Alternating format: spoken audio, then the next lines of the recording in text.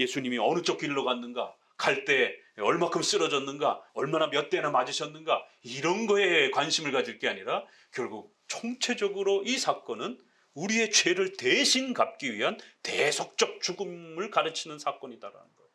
그리고 그 마지막 죽는 순간까지 율법에 온전히 순종하셔서 우리를 의로운 자로, 그렇게 하나님의 율법적 공의에 만족시키셔서 우리를 의로운 자로 그렇게 여겨주시기 위한, 하나님의 자녀로, 의로운 하나님의 자녀로 세우시기 위한 공의의 만족, 하나님을 위해서 그리스도를 죽이는, 참 이거 웃지 못할 일이 벌어지는 것이, 하나님을 섬기기 위해서 우리의 구주가 되시는 그리스도를 조롱하고 그리스도를 핍박하고 그리스도를 죽이려고 하는, 신앙의 이름으로 신앙을 핍박하는 이러한 잘못된 열심을 보게 됩니다. 복음서 이제 우리는 마지막 장면을 남겨두고 이제 복음의 또 이 소중한 내용들을 함께 접하게 됩니다. 우리가 앞서서 마가복음은 지난 한 2년 가까이 계속적으로 이렇게 강해 설교를 진행하면서 이제 거의 마지막 부분에 이르게 되었습니다. 적어도 여러분들이 마태복음부터 시작해서 요한복음은 나중에 한번 또 다룰 수 있는 시간을 가질 것입니다. 그렇지만 적어도 마태복음, 마가복음, 누가복음 해서 이 세 복음서 전체를 여러분에게 마가복음을 기본으로 하면서 이 세 복음서를 총체적으로 소개하는 그런 시간을 지금 갖고 있습니다. 그래서 세 복음서를 계속 비교해 가면서 가장 중요한 또 그 내용들을 또 여러분과 함께 배워갑니다. 이 세 복음서의 이 내용은 요한복음까지 합쳐서 신약 성경 전체의 핵심이요 시작입니다. 그래서 이 복음서를 어떻게 이해하고 출발하느냐에 따라 기독교를 올바르게 이해할 수도 있고 잘못도 곡해할 수도 있는 것입니다. 그렇기 때문에 비록 마가복음을 중심으로 해서 다루고 있지만 세 복음서 전체를, 복음서가 무엇을 우리에게 가르치는지를 잘 이해하실 수 있도록 그렇게 복음서 전체 강해를 진행하고 있다라고 이렇게 생각하시면 됩니다. 그래서 근 한 2년에 걸쳐서 지금 이렇게 상당히 오랜 시간을 아주 자세하게 그 본문의 표현 하나하나들을 또 살펴가고 있습니다. 이제 우리는 마지막 장면에서 예수님이 십자가에 돌아가시는 그 마지막 장면이 이제 우리에게 남겨져 있습니다. 결국 복음의 하이라이트가 되는 예수님의 십자가의 그 죽으심, 그 과정이 어떻게 진행되어져 갔는가를 우리는 또 복음서의 마지막 장면들을 통하여 또 잘 이해하셔야 되고요. 자, 이러한 많은 내용들을 또 우리가 소개받으면서 꼭 잊지 마셔야 되는 것은, 이것을 교리적으로 한마디로 정리했을 때 예수 그리스도께서 우리의 죄를 대신 짊어지시고 우리의 죄값을 치르시는 바로 대속적 죽음이라고 하는, 대신 죽으신다라고 하는, 우리가 죽어야 될 영원한 지옥의 형벌과 하나님의 그 저주의 정죄를 예수님이 대신 짊어지면서 우리의 모든 죄값을 갚으시는, 그래서 대신적 죽음, 대속적 죽음, 대리적 죽음이라고 하는 이러한 귀한 대속, 구속, 속량, 이라고 하고는 이러한 중요한 또 한 고백이 있었지요. 그리고 또 율법이 요구하는 영원한 규범인 아담으로부터 그 후손에 이르기까지 하나님께서 요구하셨던 그 율법의 엄중한 하나님의 의로운 요구를, 아담이 범죄하고 난 이후에 우리 모두는 죄인으로서 그 하나님의 요구를 또 순종하지 못하는, 그리하여 영생으로서의 이러한 또 하나님의 위대한 또 복을 누리지 못하는 그러한 비참한 처지에 있는 것이, 그래서 한편으로는 죄값도 치러야 되지만 또 하나님이 요구하셨던 의로운 율법에 순종하심으로 인해서 공의에 만족해 하셨다. 그래서 대속적 죽음, 공의의 만족이라고 하는 이 두 교리가 이제 복음서 마지막을 통해서 복음의 그 핵심적 교리로서 우리에게 소개가 되는 것이에요. 예수님이 골고다 언덕을 올라가시면서 어떻게 가셨는가, 또 어떤 옷을 입고 갔는가, 예수님이 십자가에 돌아가실 때 수많은 그 성화들이, 그림들이 성경적이질 않은 것이에요. 왜요?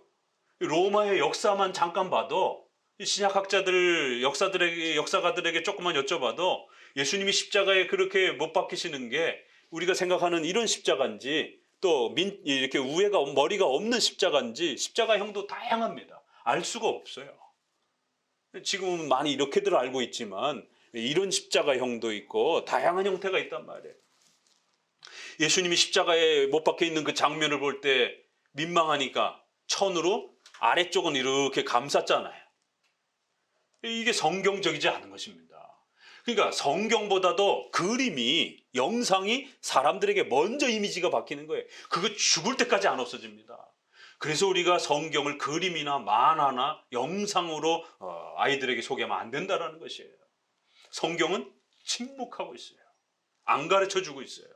그걸 우리가 영화적 상상으로 집어넣으면 안 되는 겁니다.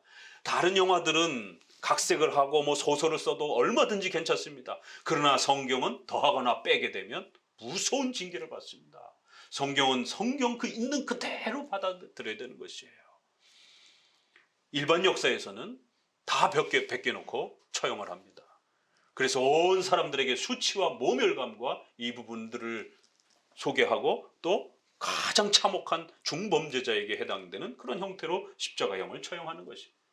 그러니까 이러한 역사적 내용하고도 안 맞고 또 성경이 그 부분에 대해서 언급하지도 않고 그저 민망하니까 그렇게 자기들 나름대로 그림을 그렇게 만들어 놓고 마치 그 십자가상에서의 그 장면에 그 참혹한 그 눈으로 보여지는 그 참혹함에 이러한 선정적인 그 피 흘림에 이런 것에만 사람들이 이렇게 감동을 받도록 자꾸 이렇게 정서적 감동을 자꾸 요구하는 것이에요. 그래서 패션 오브 크라이스트라든가 이런 여러 가지 영화들이 십자가와 관련된 예수님의 생애와 관련된 이런 영화들 나오게 되면 우리 장로교 개혁주의는 추천하지 않습니다. 그런 영화 보지 말라고 합니다. 왜요? 그 영화를 봄으로 인해서 성경이 뒤로 밀려버려요. 영화에서 본 장면은 오래 기억이 남는데 그래서 사람들이 그거를 성경의 내용으로 생각을 해요. 절대로 그러한 영상적 그러한 내용으로서 이 마지막 십자가의 장면을 해석해내서는 안 됩니다. 마지막 십자가 사건은 우리가 이해할 수 없는 신비로운 또 아주 놀라운 그러한 장면들이 소개가 됩니다. 그렇기 때문에 호기심을 가지고 함부로 막 접근하거나 풀어낼 게 아니라 성경이 가르치는 만큼만 그 십자가의 신비로움의 그 사건들을 잘 쫓아가면서 우리가 예수님이 어느 쪽 길로 갔는가, 갈 때 얼마큼 쓰러졌는가, 얼마나 몇 대나 맞으셨는가 이런 거에 관심을 가질 게 아니라 결국 총체적으로 이 사건은 우리의 죄를 대신 갚기 위한 대속적 죽음을 가르치는 사건이다라는 것. 그리고 그 마지막 죽는 순간까지 율법에 온전히 순종하셔서 우리를 의로운 자로 그렇게 하나님의 율법적 공의에 만족시키셔서 우리를 의로운 자로 그렇게 여겨주시기 위한 하나님의 자녀로 의로운 하나님의 자녀로 세우시기 위한 공의의 만족. 그래서 대속적 죽음, 공의의 만족이라고 하는 이 두 가지를 통하여 우리가 이신칭의 믿음으로 의롭게 되어 하나님의 자녀가 된다라고 하는 이 마지막 십자가의 장면은 이신칭의를 놓쳐서는 안 되는 것입니다. 자, 그럼 이제 오늘 이제 본격적으로 우리는 이제 십자가의 이 장면을 맞이하는 첫 관문에 서게 됩니다. 자, 그럴 때 오늘 제목에서 잘못된 열심들 이렇게 한번 잡아봤습니다. 이 첫 장면에서 예수님이 체포되어지는 이제 첫 장면을 보게 되고 그 체포되어져서 재판을 받는 그래서 한 번은 종교적 재판, 한 번은 빌라도에게 재판을 받는 두 번의 재판을 장면을 소개합니다. 그리고는 이제 실제 마지막 장면은 예수님이 십자가에 못 박히는 장면, 그리고 부활하는 장면, 이렇게 네 가지 정도가 소개가 되는 것이에요. 자, 그러면 이 체포되는 이 장면에서도 이거를 너무 드라마틱하게 최근에 스토리텔링적 설교는 이거를 아주 영화적 기법을 따라서 이렇게 만담을 하듯이 이야기를 하듯이 그래서 그걸 스토리텔링적 설교라고 그러는 것이에요. 이게 장로교적 강해 설교가 아니라 과거의 자유주의자들이 문학적 기법으로 자꾸 성경을 읽어내려고 하는 그런 자유주의자들의 방식입니다. 들을 때는 굉장히 재밌죠. 아주 드라마틱한 그러다 보니까 성경이 우리를 인도하는 대로 가지를 않고 드라마틱한 기승전결의 반전에 또 이런 클라이막스로 이런 걸 자꾸 만들어내는 거예요. 억지로. 그렇게 읽어내면 안 되는 것이에요. 성경이 우리에게 소개해주는 그 내용만큼만 쫓아가면 되는 것입니다. 이심칭의의 이 중요한 원리를 가르쳐내기 위하여 필요한 부분들을 소개하고 필요하지 않은 부분들은 전부 다 삭제하는 것입니다. 그럼 오늘 체포 장면에서도 우리가 기대하고 아주 드라마틱한 어떤 반전을 이렇게 일으키는 어떤 영화를 볼 때 막 손에 땀을 쥐고 막 그 다음은 어떻게 될까? 뭐 이런 장면 없습니다. 기대하지 마세요. 그렇게 생각하고 이렇게 설교를 억지로 막 역설적이고 반전의 이런 부분들을 호기심을 자아내면서 이렇게 하는 것은 그건 강의 설교가 아닙니다. 강의 설교는 온전히 성경의 흐름을 쫓아가는 것이에요. 그래서 여러분들이 그 성경에서 하나님 우리에게 가르쳐 주시는 만큼 그 영의 양식을 먹는 것이에요. 자, 오늘은 크게 첫 장면에서 체포되는 장면에서는 의외로 유다와 그 군병들의 모습이 하나가 소개가 되고요. 또 하나는 제자들의 베드로를 중심으로 해서 역시 오늘도 여기에 또 베드로가 주인공처럼 또 그렇게 등장을 합니다. 베드로가 칼을 빼들고 아주 막 칼을 휘둘러대는 이러한 또 베드로의 이러한 장면들을 보게 됩니다. 그리고는 이제 예수님이 십자가에 못 박히시기 위하여 그 모든 것들을 이제 예수님 자원하셔서 군병들에게 체포되어지시고 잡혀가는 장면을 보게 됩니다. 그런데 이 앞부분의 두 인물들을 이제 우리가 먼저 좀 고민해 보시고 살펴보실 필요가 있습니다.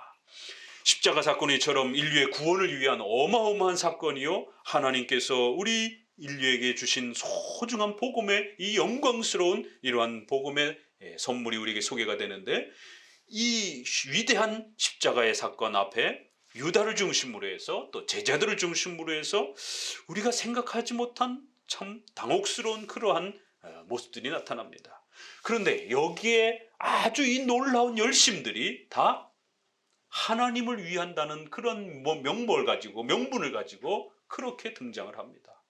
유다와 대제사장과 장로들이 보낸 그 군사들도, 군사들이야 뭐 힘이 있겠습니까? 다 위에서 시켰으니까 제사장과 서기관과 장로들이 결국 결탁을 해서 하나님을 모욕하는 신성 모독죄로 예수 그리스도를 그렇게 해석해냈고, 결국 당대의 최고의 종교 지도자들은 그리스도를 핍박하고 그리스도를 죽이는 이러한 참혹한 일에 가장 큰 열심을 내는 것을 보게 됩니다.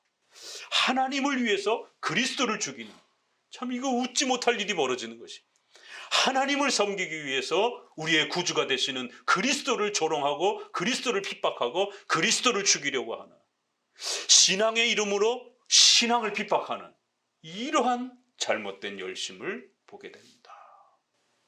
또 이제 두 번째 소개될 베드로의 장면에 있어서는 예수 그리스도를 지킨다고 칼을 빼들고 잡으러 왔던 그 종 중에 하나의 귀를 잘라내고 칼을 가지고 군병들과 그렇게 대치 상태에 이르면서 아주 칼부림이 날 수 있는 그런 위험한 그러한 장면을 보게 됩니다. 적어도 예수님을 지키기 위해서 이렇게 칼을 휘둘렀으면 우리가 기대하는 것은 예수님이 베드로를 향해서 베드로야 참 잘했다, 그래도 다 무서워서 도망가려고 하고 또 예수님을 피하려고 하고 예수님을 버리려고 하는데 그래도 역시 내 제자들은 다르구나, 칼을 빼들러서 군인들과 싸우려고 덤벼들고 자칫 자기들의 목숨도 다 잃을 수 있는 그런 상황인데 칭찬을 받을 줄 알았습니다. 그런데 예수님께서는 베드로와 제자들을 호되게 책망하는 것을 보게 됩니다. 하나님의 이 놀라운 구원의 역사를 너희가 방해하고 있다라. 단순한 책망도 아니고 하나님이 세우시려고 하셨던 거대한 구원의 역사를 너희가 방해하고 있다라.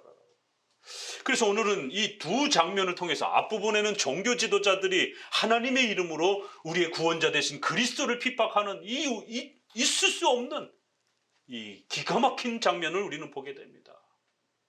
또 한편으로는 더더욱 제자들이, 가까운 제자들이 하나님의 거대한 구원의 사역들을 방해하는 자로서 그렇게 나타나고 있는 놀라운 이 기가 막힐 상황을 우리는 접하게 됩니다. 예수님은 이제 십자가에 죽으시기 위하여 그 모든 준비를 마치셨고 이제 그 십자가의 죽으심을 향하여 한 걸음 한 걸음 나아가는데 그 거대한 구원의 사역을 방해하는 사람들이 누구라고요? 성도들이, 교회가 그 하나님의 구원의 사역을 방해하고 있더라는 것이. 잘못된 열심은 이처럼 하나님의 구원의 역사를 방해하기도 하고 또 종교 지도자들이 오히려 교회를 짓밟고 하나님의 구원의 이 역사에 이 어마어마한 구원의 일들을 뿌리채 뽑아내려고 하는 이러한 일들을 우리는 보게 됩니다. 그래서 예수님의 십자가의 이 네 번의 장면의 첫 번째 장면에서 우리에게 예수님께서 가르치는 아주 놀라운 첫 번째 교훈은 불신자들이 아니라 신자라라고 하는 이름을 가진 자들에 의해서, 교회라라고 하는 이름을 가진 자들에 의해서 예수 그리스도가 모욕을 받고 예수 그리스도가 공격을 받을 수 있는, 하나님의 구원의 사역들이 방해를 받을 수 있는 이런 다소 좀 충격적인 그러한 장면들을 우리에게 먼저 소개를 하고 있습니다.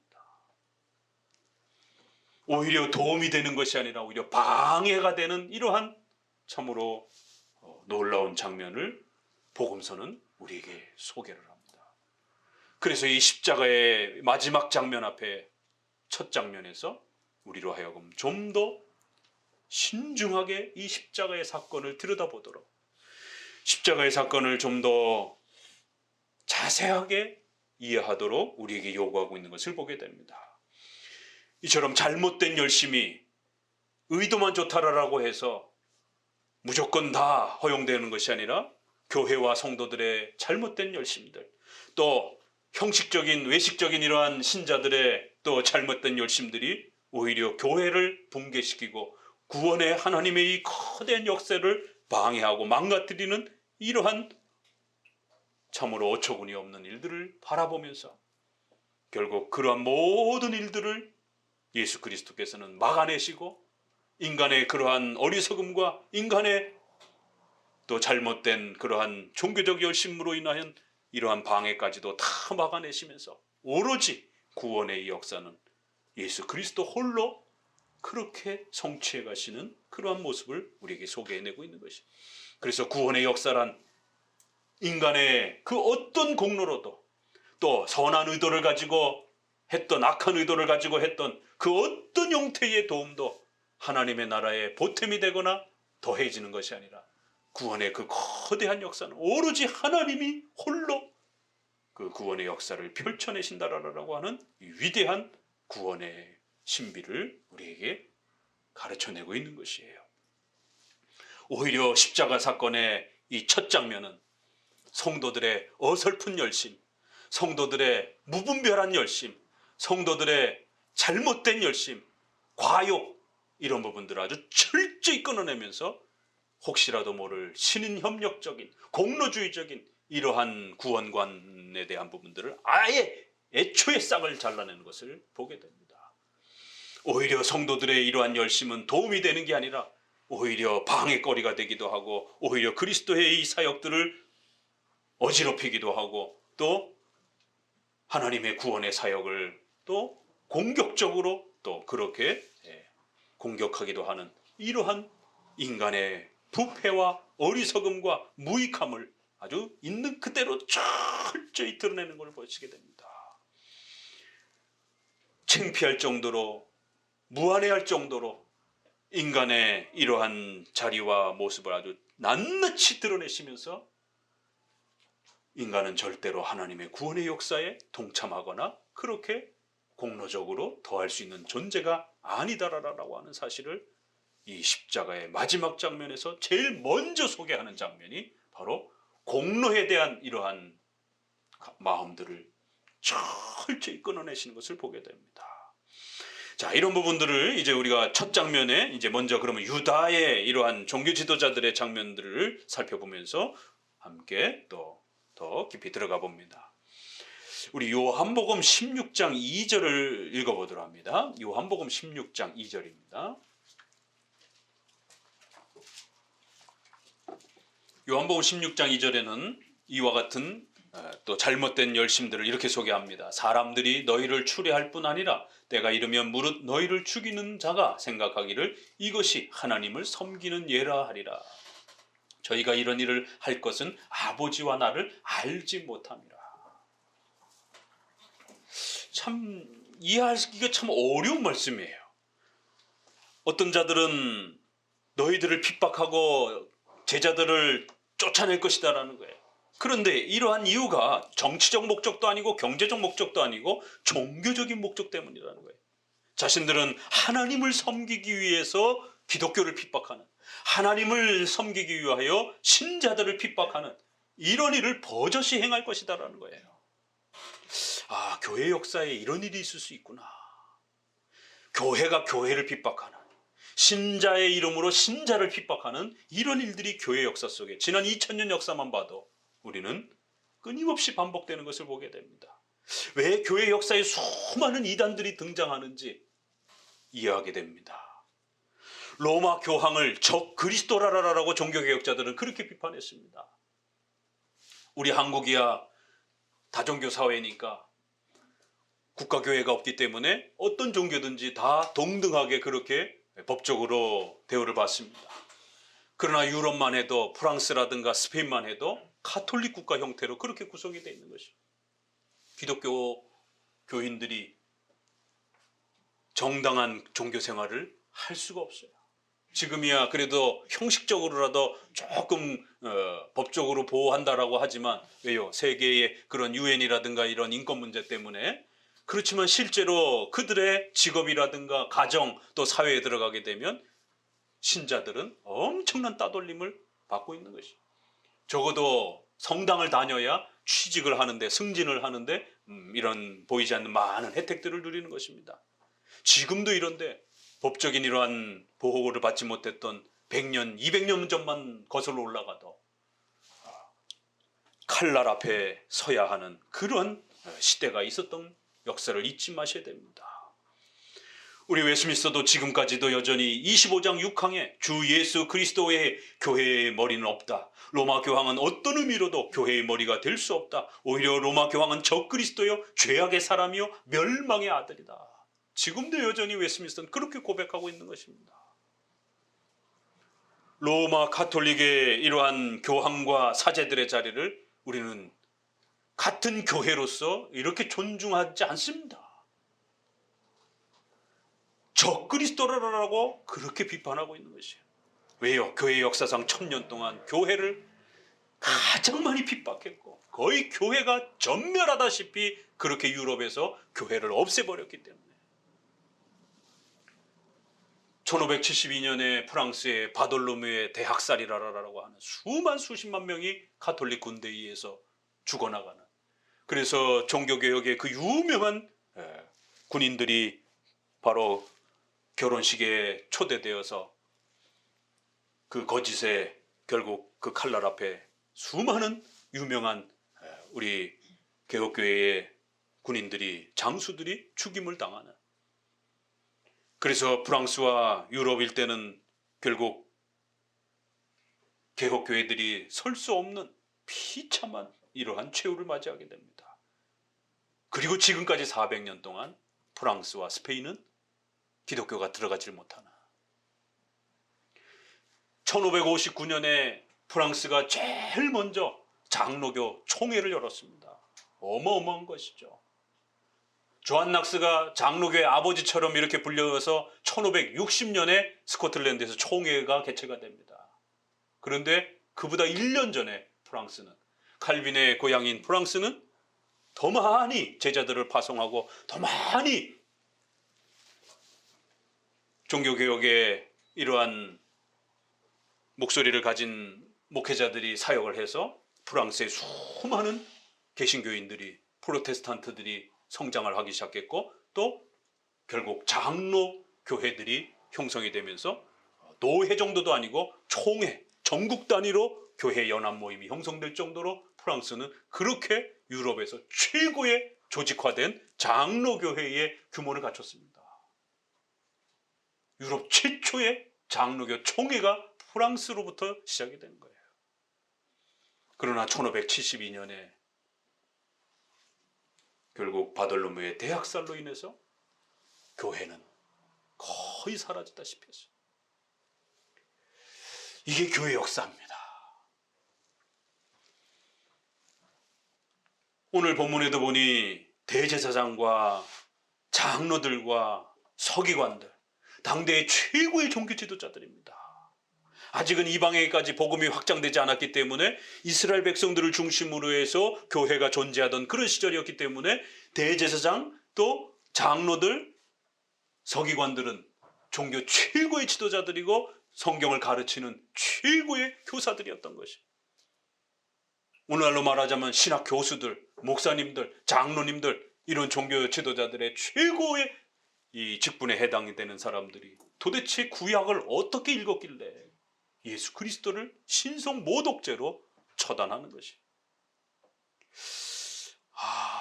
신앙이 이렇게 삐뚤어질 수도 있구나. 신앙이 이렇게 잘못될 수도 있구나. 성경을 잘못 읽어내면 오히려 하나님을 공격하고 예수 그리스도를 조롱하고 공격하는 이러한 변질 형태로 설 수도 있다는 것이 교회 역사입니다. 이게 인간의 또 어리석음이요 무지함인 것이에요. 더더구나 유다는 이제 이렇게 시작합니다. 오늘 본문에도 말씀하실 때 12 중에 하나인 유다가 왔는데, 유다가 왔는데 이렇게 표현해도 되는데 12 중에 하나였던, 아직도 12 중에 하나죠. 12이라고 하는 것은 예수님과 함께 13년을 넘게 동고동락하면서 그렇게 예수님과 함께 선생님으로 섬기면서 그렇게 함께 살아왔던 가장 가까운 예수님의 제자들이었던 것이, 그 가장 가깝게 생활했던 예수님의 제자인 유다가 이렇게 표현하는 것이. 그러니 예수님 곁을 쫓아다녔어도 결국에는 예수님을 죽이려고 덤벼들 수도 있는 그러한 이단이 될 수도 있다는 것이에요. 처음에는 예수님을 섬기는 것처럼, 예수님을 쫓아다니고 교회를 세워가는 것처럼 보여지지만 결국 올바른 신앙에 서지 아니하면 예수님의 교회를 공격하는 이단으로 돌변할 수도 있는 것이. 역사 속에 가장 신학적으로 문제가 되는 이단은 어거스틴과 싸웠던 펠라기우스라는 목사가 어마어마한 석학인 것이, 그 중세 시대를 다 지배한 겁니다. 종교개혁 500년, 지금까지도 또 한 사람, 알미니우스라고 하는 목사, 그의 신학을 넘어서는 신학 설명이 없어요. 지금도 여전히 다 그 신학을 써먹는 겁니다. 반대쪽에서는 알미니우스 목사. 두 사람은 기억해 두세요. 중세 1000년을 지배했던 펠라기우스 목사, 종교개혁 이후 500년 동안 교회를 괴롭힌 알미니우스 목사. 이 두 사람은 잊어버리면 안 됩니다. 근데 알미니우스 목사가 칼빈이 학교를 세우고 가르쳤던 제네바 신학교의 출신이에요. 참 까무러칠 노릇이죠. 베자, 칼빈의 제자인 바로 베자에게서 배운 학생입니다. 그래서 칼빈주의를 누구보다도 잘하는 것이에요. 그래서 칼빈주의를 가장 많이 공격하고 개혁주의를 가장 끝까지 공격한 사람이 바로 이 사람인 것이 알미니우스. 그래서 오늘날도 우리가 알미니안주의 신학을 조심해야 된다라고 그렇게 당부하는 겁니다. 교회사적으로.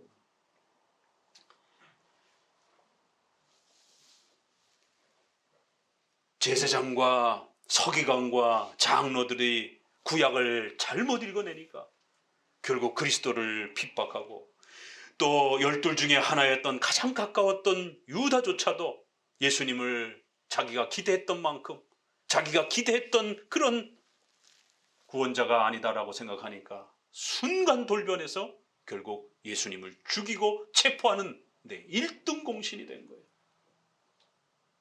누가복음 22장 47절에는 말씀하실 때 한 무리가 오는데 12 중에 하나인 유다라 하는 자가 그들의 앞에 서서 와서, 이 장면을 한번 그려보세요. 군인들을 데리고 오는데 제일 앞에 서서 아주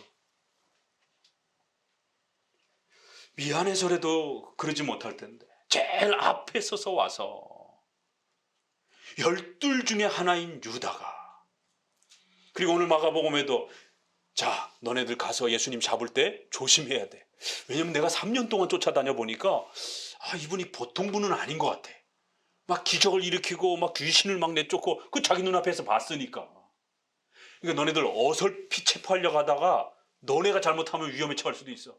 그러니까 오늘 마가복음에서만 있는 표현인데 아주 재미있는 표현이, 내가 신호를 줄게. 입맞춤을 할 테니까. 우리가 어설피 가서 체포해가지고는 우리가 잘못하면 우리가 당할 수도 있어. 그러니까 전략을 짜야 돼. 내가 아주 살짝 가서 예수님을 환영하고 예수님을 이제 그동안 소원해졌으니까 우리가 이제 다시 한번 좀 친해져 봅시다 라고 그렇게 입맞춤을 하면서 화해의 포옹처럼 그렇게 내가 아주 전략적으로 예수님에게 다가가서 예수님의 마음을 다 풀어놓을, 긴장을 이렇게 방어할 수 있는 이런 부분들을 다 내가 안심시켜 놓을 테니까 바로 그때 쳐들어와서 너네가 잡아야 돼. 내가 입맞춤하는 자가 그이니 그를 잡아라. 그리고 단단히 끌어가라. 이 말은 마가복음에만 있어요. 마가복음은 굉장히 이렇게 생동감 넘치는 표현들이 많습니다. 마태복음은 좀 더 이렇게 역사적인 설명처럼 좀 이렇게 진행하는 그런 스타일이다 보면 마가복음은 아주 막 이렇게 생동감이 넘치는 단어들이 많습니다. 아주 꼭 붙잡아야 돼. 그렇지 않으면 잘못하면 놓칠 수가 있어. 그분은 보통 분은 아닌 것 같아. 그러니까 이제 이런 두려움은 있는 거예요. 단단히 붙잡지 않으면 잘못하면 놓칠 수도 있고, 또 잘못하면 자기네들이 해를 당할 수도 있고, 자기 눈앞에서 2,000마리나 되는 돼지떼가 호숫가에 몰살을 하는 장면도 봤거든요.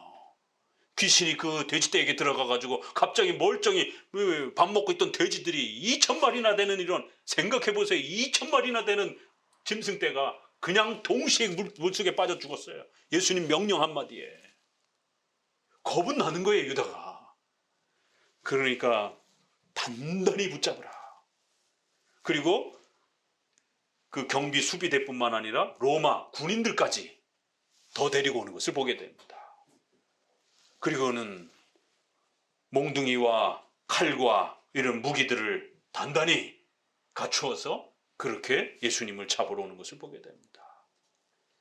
그런데 더 기가 막힌 장면이 마태복음에서 소개가 돼요. 마태복음 26장 49절에는 예수께 나와 라삐여 안녕하시옵나이까 하고 입을 맞추니, 마가복음에서는 이제 입 맞추는 정도, 입 맞춤은 이제 우리가 미국에서 사람들이 왜 이렇게 포옹을 하면서 얼굴에 볼에다 입 맞춤을 하잖아요. 그런 것처럼 이렇게 이 이스라엘의 이러한 독특한 인사법입니다. 그래서 입 맞춤을 이렇게 하면서 친근함을 표현합니다.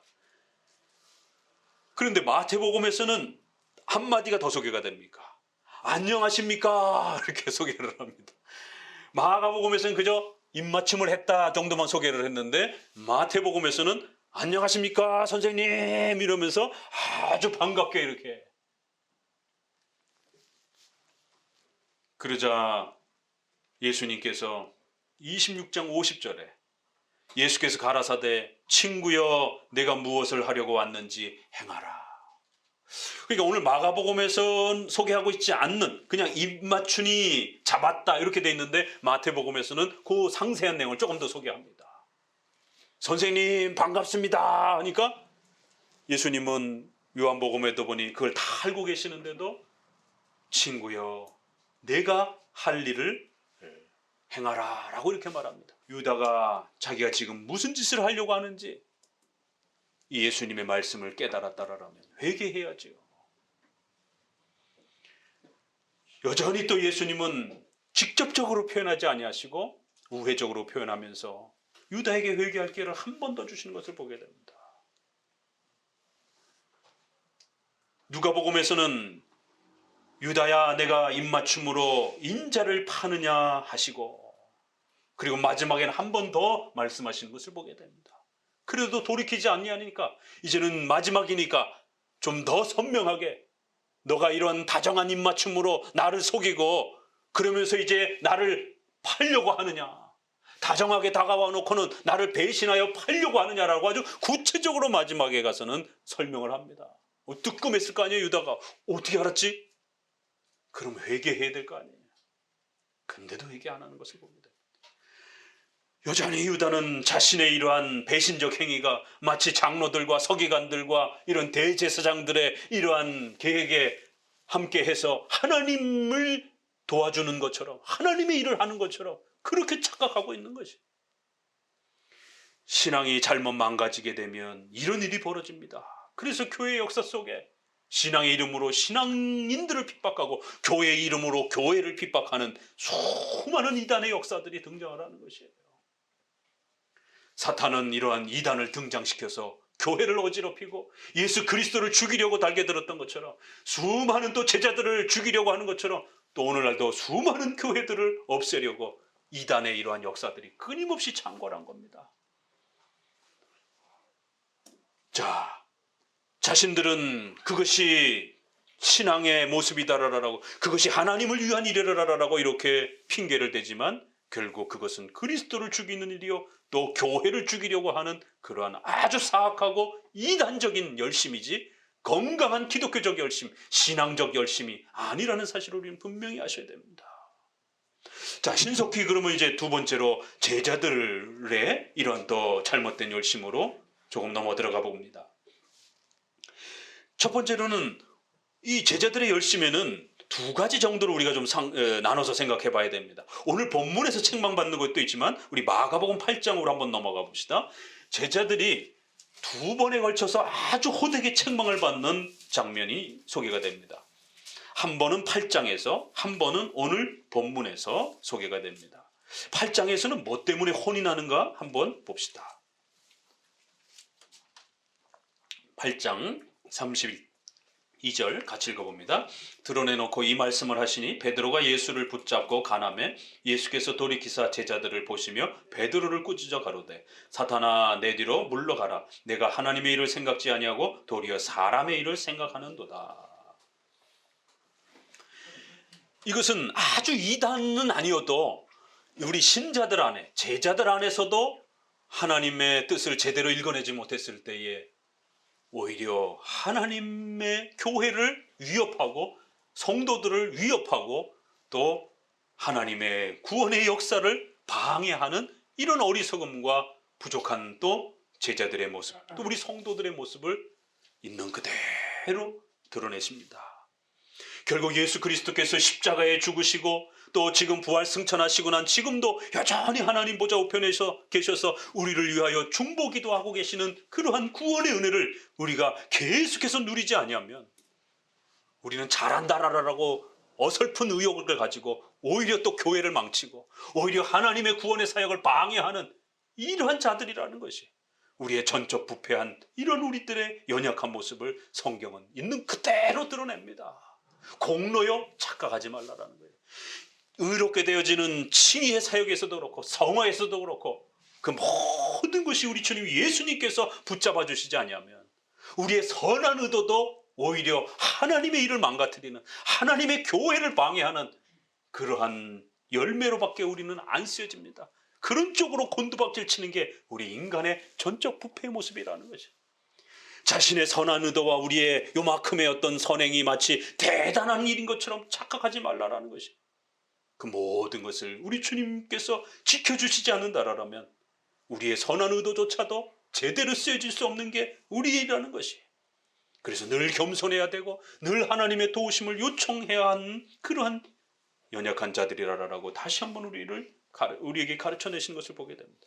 마가복음에도 보니까 예수님이 십자가에 못 박히시고 고난을 받으며 이러한 엄청난 이제 희생을 치러야 된다라고 하니까 예수님을 탁 붙잡고는 마태복음에는 이 일이 결코 주에게 미치지 아니할 겁니다. 절대로 예수님이 희생을 당하거나 예수님이 어려움에 처해서는 안 됩니다. 베드로가 막아서는 것이, 제자들도 다 같이 막아서는 것이, 예수님 그런 일이 일어나면 안 됩니다.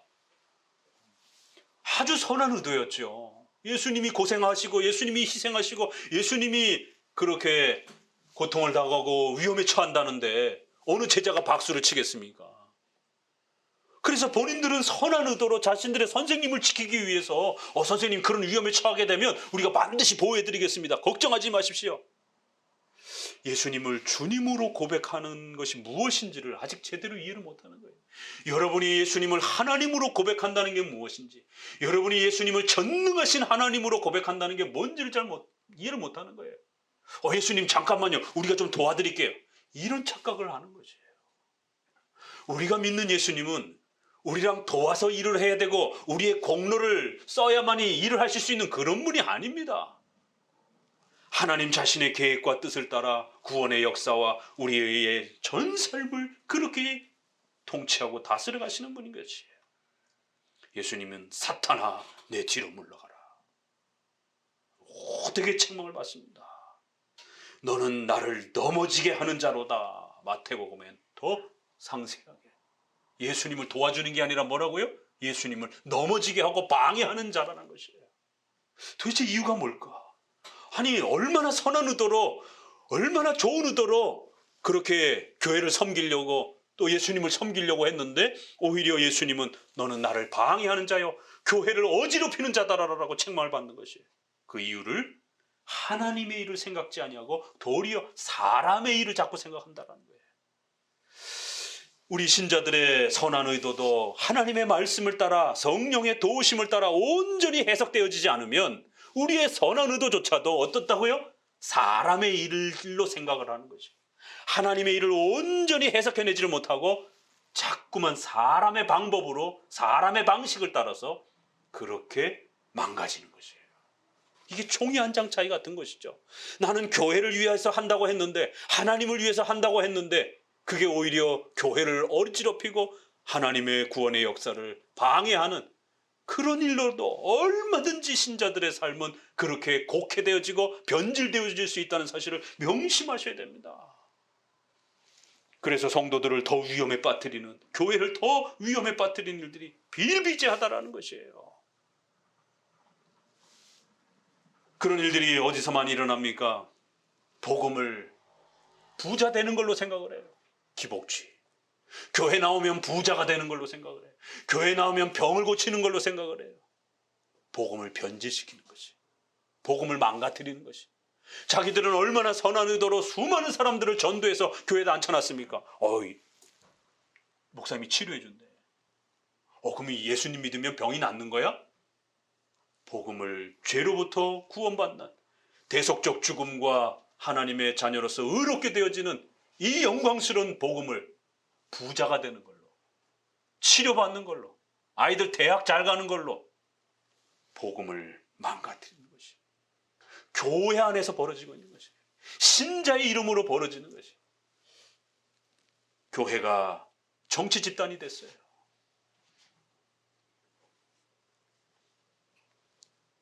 교회 오면 방언하고 신비 체험을 하고 막 이상한 환상을 보고, 그런 거야 교회를 오면?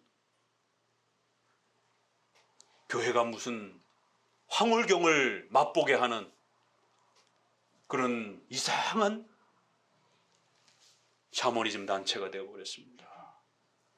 그래서 신비체험, 은사주의, 방언 이런 거 아무리 선한 의도로 제시를 한다 할지라도 결국 그것 때문에 교회가, 복음이 이상하게 변질이 되는 거예요.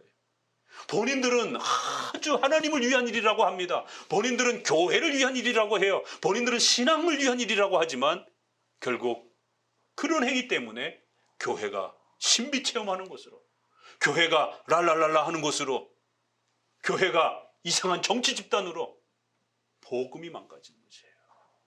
사탄아 내 뒤로 물러가라. 너가 하나님의 일과 사람의 일을 왜 이렇게 자꾸 헷갈려 하느냐라는 것이, 이 책망은 아주 엄중한 책망이고 오늘 우리도 들어야 되는 책망입니다. 자, 본격적으로 오늘 본문에 또 한 번 책망을 받습니다. 예수님이 잡혀갈까봐, 예수님이 어려움에 처할까봐 베드로는 신속히 칼을 빼듭니다.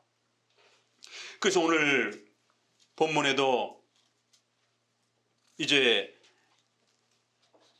이렇게 시작을 합니다. 마가복음 그 부분을 좀 같이 읽어보도록 합니다.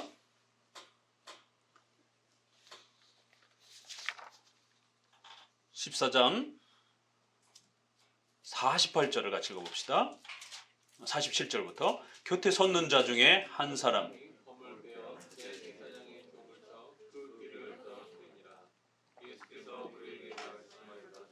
너희가 강도를 잡는 것 같이 검과 몽치를 가지고 나를 잡으러 나왔느냐.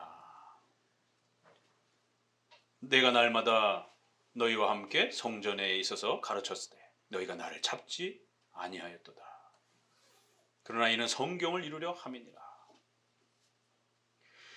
곁에 섰는 자 중 한 사람이 검을 빼내어 대제사장의 종을 귀를 떨어뜨렸다. 이렇게 쳐서 베어버린 것이. 그런데 이 본문이 다른 부분에서는 조금 더 상세하게 소개가 됩니다. 마태복음 26장을 찾아봅시다. 같이. 마태복음 26장. 누가복음 22장 49절에는 좌우가 그 될 일을 보고 여짜오되 주여 우리가 검으로 치리까. 이렇게 제자들 전체가 싸울까요 예수님? 이렇게 묻는 것을 보게 됩니다.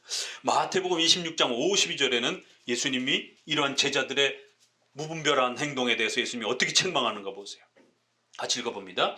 이에 예수께서 이르시되 내 검을 도로 집에 꽂으라. 검을 가지는 자는 다 검으로 망하느니라.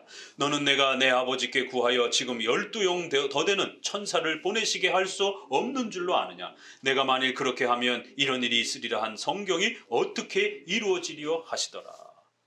검을 확 빼들었어요. 베드로가. 요한복음에 보니까 베드로라 라고 이렇게 말합니다. 그리고는 확 휘둘러서 종 하나의 귀를 쳤습니다. 그 종이 말고다 이렇게 또 요한복음은 상세히 소개를 합니다. 그리고 예수님은 그 귀를 만져서 치료해 주십니다. 아니 베드로는 기껏 해갖고 지금 위협을 해갖고 쫓아내야 되는데 예수님은 오히려 그 떨어진 귀를 치료해 주고 계시는 것이. 그리고 누구를 책망을 해요? 군인들을 책망을 하는 게 아니라 제자들을 책망을 하는 거예요. 검 당장 집어넣어. 검을 잘못 빼들면 검과 함께 너희는 망할 수도 있어. 왜 예수님이 제자들을 책망합니까? 지금 제자들은 목숨을 걸고 예수님 지키겠다라고 지금 아니 도망 안 간 것도 얼마나 다행입니까? 예수님 지키겠다라고 목숨을 걸고 그 군인들 앞에 로마 군병들 앞에 서서 칼을 휘두르고 있는데 예수님은 오히려 제자들을 책망하는 거예요. 얘들아 검을 함부로 휘둘러서는 안 돼. 검을 당장 도로 꼽아놔. 검과 함께 너희들이 망할 수 있어. 그런데 누가복음에서는 빼들기 전에 예수님께 살짝 여쭤봅니다. 예수님 어떻게 하죠? 군인들이 잡으러 왔습니다. 예수님 우리가 검을 빼가지고 싸울까요? 그러면 예수님께 물어봤으면 예수님의 답을 기다려야 되잖아요. 예수님이 답도 하시기 전에 벌써 휘두른 거예요. 그러니까 예수님이 신속히 검을 꽂으라라고 그리고 그 귀를 치료해 주시는 것이. 이게 오늘날 성도들의 잘못된 열심, 헛된 열심, 무분별한 열심. 하나님의 말씀을 헤아리지 못하고 그저 자신의 마음속에 이렇게 하면 하나님을 위한 일이겠지, 이렇게 하면 교회를 위한 일이겠지 라고 그렇게 자기 나름대로 해석해서 무분별한 열심을 표출해낼 때 게으른 것도 문제지만 지나친 무분별한 열심도 오히려 게으름 못지않게 하나님의 일을 방해하고 망가뜨리고 교회를 위험에 처하게 만드는 건 똑같다라는 것입니다. 예수님에게 제대로 묻지도 않고 물은 다음에 답변도 기다리지도 않고 그리고는 자기가 멋대로 막 행동을 하고 누가복음에서는 예수께서 일러 가라사대 이것까지 참으라 하시고 나서면 안 된다. 복음을 칼로 다 막아서는 안 된다. 교회가 어려움에 처했다고 해서 칼로써 그걸 막으면 안 된다. 교회가 위험에 처했다고 해서 저항한다고 해서 칼로 대응하면 안 된다. 이런 뜻이에요. 복음이 마치 칼로 전파되는 것처럼 이렇게 오해하게 만들면 안 된다. 복음이 마치 칼과 칼대로 맞서서 싸우는 것처럼 이렇게 사람들에게 오해하게 만들면 복음은 폭력적인 걸로 사람들이 오해할 수도 있다. 아, 예수님도 별 수 없구만. 결국 위험에 처하니까 칼 휘두르네. 세상 사람들, 세상 국가들은 위험에 처하면 칼을 빼들고 자기들을 지키기 위해서 전쟁을 치르고 사람들을 폭행하고 사람들을 해치고, 왜? 자기가 살아야 되니까.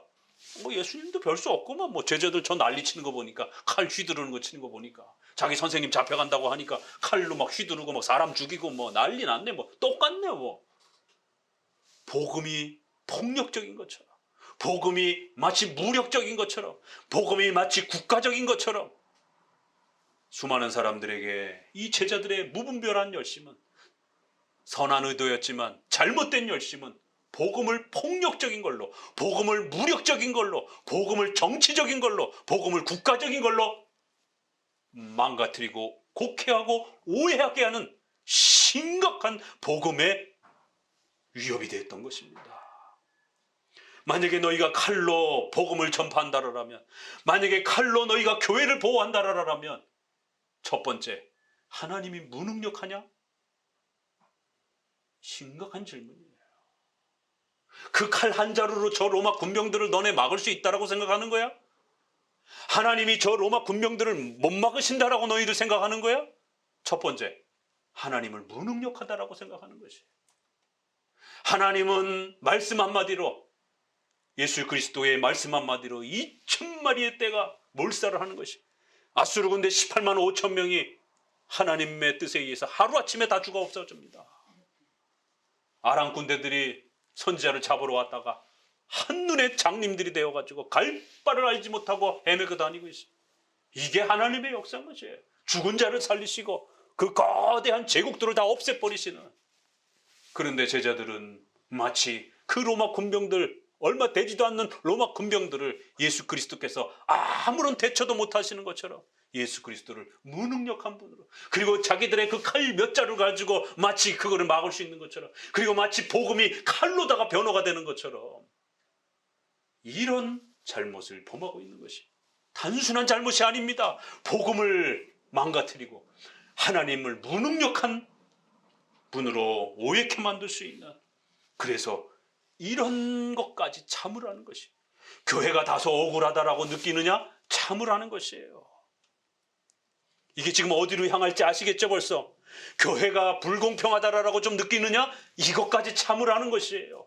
복음을 잘못 대응하게 되면 복음이 폭력적으로 사람들한테 비춰질 수 있다는 거예요. 복음이 무력으로 동원되는 것처럼 로마 가톨릭이 어떻게 했습니까? 나라를 점령하고 그 다음에 다 세례교인으로 만들고 그 다음에 세금 걷어갔어요. 이게 로마 가톨릭의 전쟁의 역사고 선교의 역사입니다. 복음은 무력으로 전파되는 게 아니에요. 교회는 무력으로 보호가 되는 게 아닙니다. 복음은 하나님의 전능하심으로 보호가 되는 거예요. 복음은 예수 그리스도의 피로 전파되는 겁니다. 절대로 복음을 무력으로 곡해하도록 만들어서는 안 됩니다. 만약에 그렇게 된다라면 첫 번째, 하나님이 12영 더 되는 그 어마어마한, 이 영이라고 하는 그룹은 로마 군대의 편성을 말하는 거예요. 그래서 영 이러면은 그 뭐라 그래요? 사단, 무슨 대대 이렇게 표현하는 것처럼 적어도 로마 편성에 한 6천 명 정도 되는 12영 곱하기 해보세요. 천사 수만을 하나님이 명령하셔서 이까짓 건 못 막을 것 같아? 12영 되는 천사를 보내시게 할 수 없는 줄 아느냐? 하나님을 무능력한 분으로 너네들 생각하는 거냐 도대체? 예수님이 무능력해갖고 지금 이 로마 군병들 앞에서 이렇게 비참하게 잡혀가야 되는 것처럼, 검과 몽둥이로 잡혀가야 되는 것처럼 이렇게 너희들 예수님을 생각하는 거야? 예수님은 우리의 주님이시고 전지전능하신 하나님이신 거예요. 우리의 헛된 열심과 잘못된 열심이 예수 그리스도를 무능력한 것처럼 이렇게 오해할 수 있다라는 것, 만들 수 있다라는 겁니다. 또한 예수님은 더 나아가서 요한복음에 칼을 검을 꽂으라, 예수께서 아버지께서 주신 잔을 내가 마시지 아니하겠느냐, 하나님께서 너희의 죄값을 내가 대신 짊어지며 그렇게 죽도록 계획하셨던 아버지의 계획과, 내가 또 자원함으로 너희들의 죄값을 짊어지기 위하여, 그래서 반드시 내가 죽어야만 너희들이 구원받을 수 있는 이 거대한 하나님의 구원의 역사를 이루어가야 하는데, 오히려 너희들은 선한 의도지만 예수님이 십자가에 못 박혀서는 안 될 것처럼 이렇게 막아선다라면 하나님의 거대한 구원 역사를 방해하고 망가뜨리는, 또 악을 범하는 경우가 될 수 있다는 것이에요. 오늘날 지금 코로나 때문에 서구 미국도 그렇고 우리나라도 그렇고 난립니다. 복음을 정치에다 섞어가지고 보수교, 진보교가 돼버렸어요. 결국 정치적 이념과 신념의 복음이 섞여지면서 이념화된 그러한 정치적 형태로 드러나면서 수많은 사람들이 자기가 선택하는 정당이 다르다고 해서 증오와 대립과 싸움을 싸워가고 있습니다. 근대 민주주의 국가의 최고의 민주주의 국가라고 하는 미국에서 1812년 전쟁 중에 영국에서 군인들이 의사당을 공격한 이래 단 한 번도 있지 않았던 의사당 폭력 사태가, 그것도 보수당을 지지한다라고 하는 기독교적 가치를 최고로 여기는 그러한 수많은 보수적 교회들이 옹호하는 보수 대통령과 보수 유권자들에 의해서 전 세계 최고의 민주주의를 대표하는 의사당이 공격을 당하고 의원들이 목숨의 위협을 받고 경찰들이 죽어나가고 사람들이 죽는, 이건 전 세계적으로 우리 교회적으로도 어마어마한 충격적인 사건입니다. 우리나라 같이 이렇게 덜 좀 민주주의가 발달한 나라도 국회의사당을 정당이 다르다고 해가지고 선거 결과가 못마땅하게 하다라고 해서 국회의사당을 가가지고 폭력으로 점거하고 그런 역사는 우리나라 역사도 쉽지 않습니다. 국회의원들끼리 서로 싸우고 이러는 거야. 당연히 정치를 하는 거니까 서로 티격태격 하는 거죠. 그렇지만 일반 시민이 폭력적으로 가서 의사당을 점령한다? 그 다음 뭐겠습니까? 그 다음은 내란입니다. 내전입니다. 정치는 전쟁을 막기 위한 최후의 수단인 거예요. 그래서 정치를 하는 겁니다. 정치가 그걸 해결하지 못하면 그 다음에 내전이 일어나는 거예요. 남북전쟁이 끝난 지가 미국도 1850년 전후로 해서 150, 60년밖에 안 됐습니다.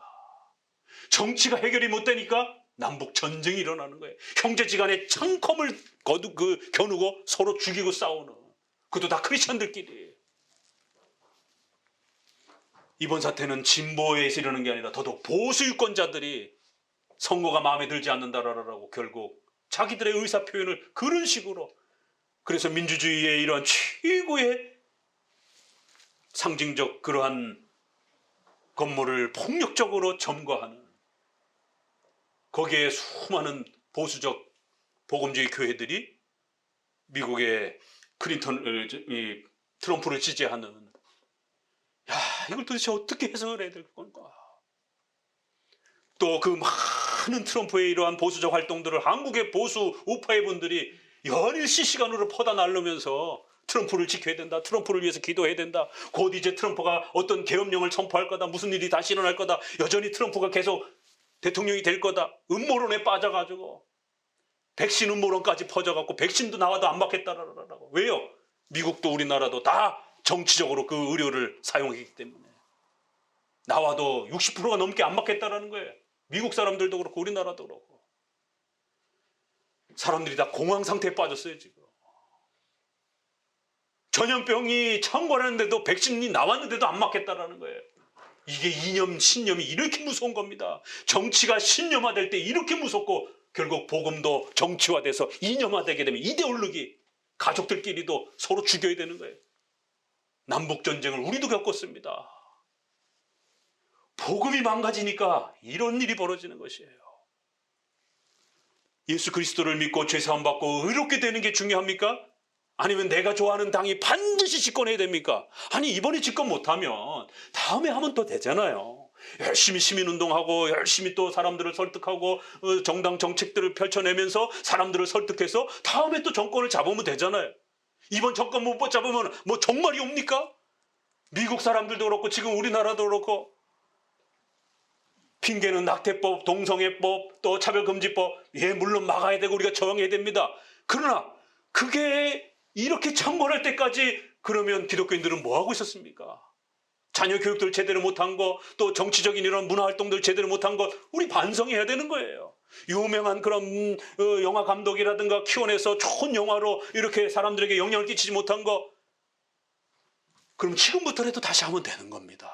합법적인 방법 안에서 훌륭한 연예인들을 키워내고, 영화인들을 키워내고, 소설가들을 키워내고, 정치가들을 키워내고, 이렇게 합법적으로 진행을 해야지, 지금 내가 원하는 정부가 못 섰다고 해서 그걸 전부 다 선거 부정으로 끌고 가면서 음모론을 펼쳐가고, 더더구나 그게 전염병 상황에서 성도들의 목숨을 위협하는 이런 상황까지 끌고 가게 되면, 그것도 종교 지도자와 정치 지도자가 어쩌자라는 거예요. 아주 나라가 위태위태합니다. 정치적 갈등만 해도 심각한데 전염병이라고 하는 이 사태 앞에서 성도들의 목숨을 걸고 장난치는 것인지, 시민들의 목숨을 가지고 장난치는 것인지, 성도들은, 교회는 절대 휘둘려서는 안 됩니다. 내가 좋아하는 정당이 이번에 집권하지 못했으면 다음에 또 할 수 있도록 열심히 기도하고 노력하시면 되는 것이에요. 설득과 이해와 교육을 통해서 바꿔가야 되는 것이지, 폭력으로, 칼로 정치를 바꾸면 안 되는 겁니다. 더더구나 복음이 변질될 수 있는 것이에요. 교회가 방역법에 의해서 조금 불공평하고 여러 가지로 어려움이 있습니다. 또 진보 정부의 이러한 정책에 따라서 또 더 어려움을 겪는 거 사실이에요. 그러면 얼마든지 현대 근대 민주주의 국가에서 행정소송을 하고 헌법소원을 하고 다양한 방식으로 법을 개정해달라고 부지런히 요구하고 성명서도 발표하고 다각도적인 방법으로 저항적인 그런 부분들을, 시민적 저항에 대한 의사표출을 하면 되는 것이에요. 그거를 수많은 사람들이 모여서 폭력적으로 의사당을 점거하고 국회의사당을 다 때려붓고 청와대를 공격하자라고 그렇게 선동을 하고, 또 수많은 사람들이 전염병 중에 모여가지고 그렇게 으쌰으쌰 해야만이 그게 해결 방법입니까? 지금 한국은 하나님의 말씀을 읽어내지 못해서, 복음이 무엇인지를 이해하지 못해서 선전선동에 휘말려서 정치와 이념적 신념에 결국 복음이 휘둘려서 복음인지 정치인지 헷갈리는 이런 사태에 놓여졌습니다. 백신이 나오면 정치 지도자가 제일 먼저 맞아야 되는 거예요. 사회 지도층이 제일 먼저 맞아야 되는 거예요. 목사님들이 제일 먼저 맞아야 되는 거예요. 그래야 일반 시민들은 안심하고 따라가게 됩니다. 정치 지도자들이 나 안 맞아, 이거 무슨 음모가 있을 거야, 이러면 일반 시민들은 더 불안합니다. 왜요? 정보가 없으니까. 정보를 가장 많이 취합할 수 있는 그래도 지도자들이 먼저 솔선수범을 보여야 그 정보를 많이 갖지 못한 일반 시민들은 이거 괜찮은가 보구나, 이런 선택을 할 수가 있는 겁니다. 정치 지도자나 교회 지도자는 절대로 선전선동하면 안 되는 것입니다. 더더구나 교회 지도자는 복음을 이념화시키고 신념화시켜가지고 자신의 그런 정치적 신념에다가 복음을 그렇게 녹여내서는 안 되는 것입니다. 당연히 우리가 반기독교적인 부분들에 대해서는 저항할 수도 있고 목소리를 낼 수도 있어요. 그러나 웨스트민스터 31장 5항에 총회나 공의회는 교회적인 사건 이외에 어떤 일도 처리하거나 결정할 수 없다. 다만 비상시국의 경우에는 겸손한 청원으로 하고, 또한 국가 공직자가 요청하는 경우에는 양심에 따라 조언하되, 그 이외에는 국가와 관련된 사회적인 일에 간섭해서는 안 된다. 400년 전에 고백한 신앙의 고백으로 교회와 국가는 어떠해야 되는지, 정교 분리의 원칙, 정교 구분의 원칙, 상호 협조의 원칙이라고 하는, 목사님들이 자꾸 국회의원 흉내내면 안 된다라는 거예요. 목사님들이 자꾸 정치 지도자인 것처럼 착각해서는 안 된다라는 거예요. 목사님들은 복음을 전하는 목사들인 것입니다. 교회는 정치 집단이 아니에요. 복음을 전하는 것입니다. 지옥의 형벌로부터 고통받는 자들을 죄사함 받는 이 복음의 비밀을 가르쳐 줘서 영생의 하나님의 자녀의 이 복음의 위대한 복으로 초대하는 것이 교회가 할 일인 것이에요. 하나님께서 20장 4항에도 하나님께서 제정한 권세들과 그리스도께서 값주고 사신 자유는 서로 파괴하기 위한 것이 아니고 오히려 상호간에 지지해주고 보존하는 것이 하나님의 의도다. 따라서 신자의 자유를 핑계로 삼아 그것이 국가적인 것이든 교회적인 것 간에 합법적 권세와 그 권세의 합법적 행사를 반대하는 사람은 누구나 하나님의 규례를 반항하는 것이다. 크리스천들은 명심하셔야 됩니다. 자신의 양심의 자유를, 예배의 자유를, 신앙의 자유를 중요합니다. 그러나 그 자유가 아무리 중요하다 할지라도 합법적 권세를 함부로 막 지져밟는다든가 함부로 막 조롱한다든가 파괴하게 되면 하나님이 세우신 국가, 하나님이 세우신 교회, 하나님께 반항하는 일이 벌어진다는 거예요. 국가 간에는 저항도 있지만 복종이라는 의무도 있다는 사실을 명심하셔야 됩니다. 복음과 정치를 절대로 헷갈려하거나 섞으면 안 되는 것이. 제자들이 왜 여기서 책망을 받습니까? 한 번은 사탄아 물러가라라고 책망을 받고 또 한 번 마지막에 검을 도로 꽂으라라고 하면서 너희가 하나님을 무능력한 자로 사람들에게 오해케 만든다. 너희가 복음이 마치 무슨 칼로서 소개되는 것처럼, 마치 교회가 칼로서 보호되는 것처럼. 아니요, 하나님은 지금도 교회를 전능하신 하나님의 능력으로 12형 더 되는 어마어마한 천사의 그룹으로 악한 정부가 교회를 무너뜨리려고 하게 되면 그 정부를 싹 없애버릴 수도 있습니다. 그럼 왜 하나님이 그 악에 창궐한데도 불구하고 동성애, 낙태법 이런 악에 창궐한 법률안들이 창궐한데도 왜 하나님이 그러면 그러한 위험 앞에 교회를 놓으십니까? 싸울만 하니까 내버두시는 것이야 지금. 그럼 합법적으로 싸우는 겁니다. 우리 아이들의 교육을 다시 하내고 학교 교육을 다시 또 고민하고 문화적인 이러한 부분들을 다시 또 고민하면서 싸워가는 것입니다. 하나님의 구원의 역사는 우리가 만들어가는 게 아닙니다. 착각하지 마세요. 당연히 우리는 복음의 책임을 짊어져야 되지만 근원적인 복음의 역사는 전능하신 하나님이 계획하시고 세우시고 이루어 가시는 것입니다. 그래서 오늘 마가복음 14장 49절에 내가 날마다 너희와 함께 성전에 있어 가르쳤으되 너희가 나를 잡지 아니하였도다. 그러나 이는 성경을 이루려 함이시더라. 마태복음 26장에도 이렇게 된 것은 다 선지자들의 글을 이루려 함이니라. 누가복음 22장 53절에도 내가 너희와 함께 성전에 있을 때 내게 손을 요만큼도 못 댔다라는 거예요. 왜요?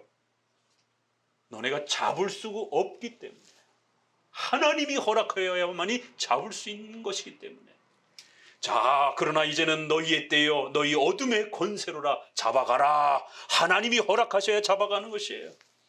이 부분을 요한복음 18장에 아주 가장 멋있게 소개를 했습니다. 예수께서 그 당할 일을 다 아시고 나아가 가라사대 너희가 누구를 찾느냐? 이 장면 보세요. 요한복음에는 아주 놀라운 장면이 소개가 됩니다. 대답하여 가라사대 나사렛 예수라 하거늘 나다 하시니 그를 파는 유다도 저희와 함께 섰더라. 예수께서 저희에게 내놓으라 하실 때에 저희가 물러가 땅에 엎드러지니라. 나다 잡아가라. 어떤 일이 벌어졌어요? 그 예수님 한마디에 그 어마어마한 군병들이 갑자기 다리가 덜덜덜덜덜 떨리는 거예요. 사시나무 떨듯이 떠는 것입니다. 도무지 서 있을 수조차도 없는 것이에요. 걸음을 뒤로 물리기 시작하는 것이에요. 도대체 이분은 누군데 나다 잡아가라 라고 하니까 잡으려 왔던 검과 칼이 다 떨어뜨리고 온몸에 힘이 빠지고 서 있기도 어려워서 다 주저앉아 버리는 것이, 땅바닥에 곤두박질 치는 것이에요. 저희가 물러가서 땅에 엎드러지니라. 예수님은 이런 분입니다. 그분 한마디에 나다 잡아가라 라고 하니까 잡을 수 있는 것도 아니고 오히려 다 나자빠지는 것이에요. 곤두박질 쳐서 일어서지도 못하는 거예요. 군인들이 최고의 훈련을 받은 그 장정들이 일어서지도 못하고 덜덜덜덜 떨면서 죽은 자처럼 땅바닥에 곤두박질을 치는 것입니다. 이에 다시 누구를 찾느냐 물으시되 저희가 말하되 나사렛 예수님이십니다. 예수를 우리가 잡으러 왔습니다. 예수께서 대답하시되 너희에게 내놓으라 하였으니 나를 찾거든 이제 이 사람들이 가는 것을 용납하라. 내 제자들을 그럼 풀어줘라. 나만 잡아가라. 이 마지막 순간에도 교회를 보호하시기 위해서, 제자들을 보호하시기 위해서 우리 제자들은 절대 건들지 마라. 나만 잡아가라. 이는 아버지께서 내게 주신 자 중에 하나도 잃지 아니하였사옵나이다 하신 말씀을 응하게 하려 하십니다. 얼마나 감격스러운 장면입니까? 예수님이 십자가에 죽으시는 것은 무능력해서도 아니고 정치적인 어떤 그러한 연약함 때도 아닙니다. 인권의 문제도 아닙니다. 그건 오로지 우리의 죄값을 대신 짊어지기 위한 하나님의 영원한 계획이요 예수 그리스도의 은혜와 사랑이 펼쳐지는 그 거대한 구원의 역사가 성취되는 것이다라는 말이에요. 그렇기 때문에 제자들이 혹시라도 다칠까 봐 그 제자들까지 마지막까지 보호해내시면서 하나님이 허락하셔야 하나님이신 예수님을 잡아갈 수 있는 것이에요. 그 예수님의 말씀 한마디에 다 죽은 자처럼 떨어져 나가는 이 위대한 일을 보시라는 것입니다. 예수님은 마지막까지 율법에 순종하시면서 자원함으로 죽으신 것이지 무능력해서 돌아가신 것이 결코 아닌 것입니다. 칼로서 교회를 지킬 수 있는 게 아닌 것입니다. 칼로서 복음을 전파하는 게 아닌 것이에요. 제자들의 헛된 열심, 선한 열심, 무분별한 열심이 자칫 잘못하면 하나님을 무능력한 것처럼, 또 잘못하면 복음이 폭력적인 것처럼, 오늘날 코로나 사태의 위험을 맞이하면서 이 말씀은 검을 꽂으라, 검을 휘두르지 말으라라고 하는 이 말씀은 오늘 지금 우리에게 너무나도 필요한, 교회에게 필요한 말씀이기도 합니다. 교회가 저항이라는 명분 하에 국가와 지금 적으로 만나려고 하는, 나와 다른 그런 정치적 입장을 가지고 있다고 해서 전 교회가 마치 현 정부를 적으로 그렇게 대항하려고 하는, 이건 잘못된 것입니다. 그건 교회가 할 일이 아닌 것이에요. 그럼 군사 쿠데타를 일으킬 겁니까? 물론 교회 역사 속에 1560년에 낙세에 의해서 피에 메리라라고 하는 여왕을 쫓아냈습니다. 그런 무력 저항도 있습니다. 분명히 1572년에 바돌로무의 대학살 이후에 베자는 교회가 무력으로 저항해야 된다라고 강력하게 성도들을 다시 교회적 저항을 정립해 갑니다. 1643년에 전 국민이 엄숙 언약을 맺으면서, 국민 언약을 맺으면서 무력 저항을 각오합니다. 스코틀랜드가.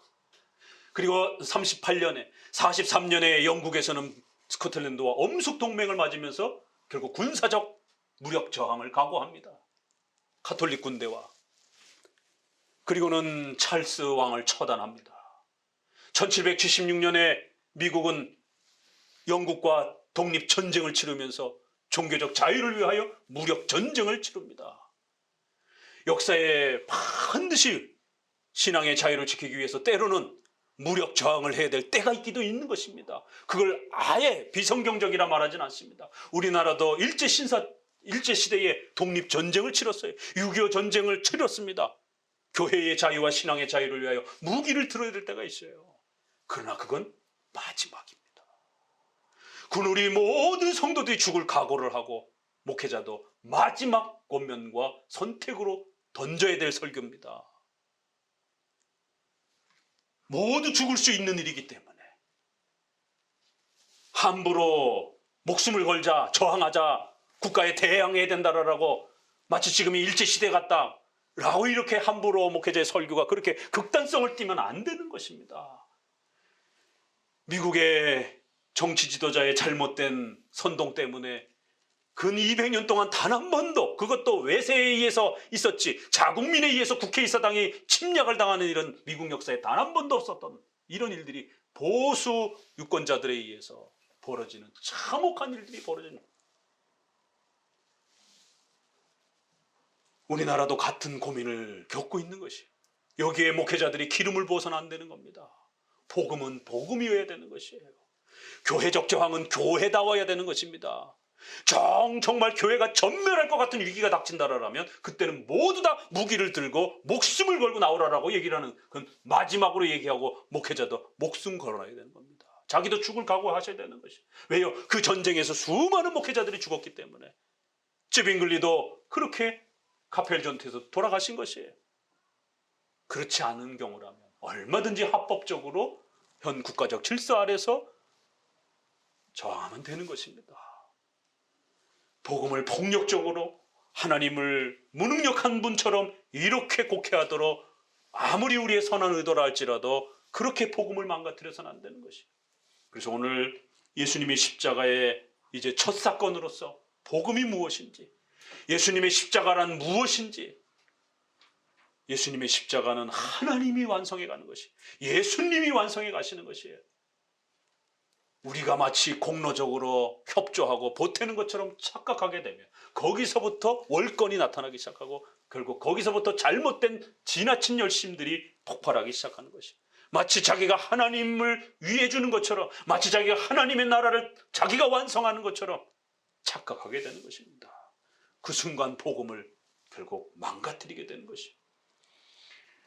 모든 전능하신 능력으로 이 복음을 구원의 역사를 이루어 가시고 끊임없이 연약하고 부족한 전적으로 부패한 우리들을 붙잡아 주셔서 거룩함으로 성장해 가도록, 그 중에 한 사람도 잃지 않도록 그렇게까지 보호해 주시는 하나님의 손길을 통해서 우리가 한순간 한순간 지금도 여전히 살아가고 있다는 사실을 명심하셔야 되는 것이에요.